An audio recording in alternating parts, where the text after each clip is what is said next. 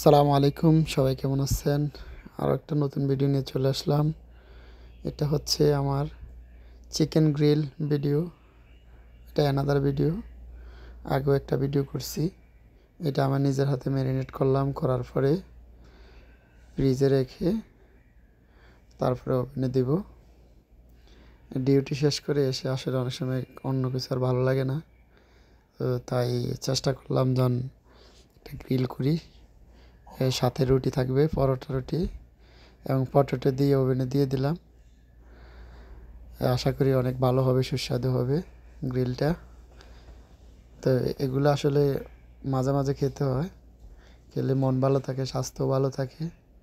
তেলের খাবার হচ্ছে এটা, এভাবে গ্রিল করে খেলে অনেক স্বাস্থ্যসম্মত।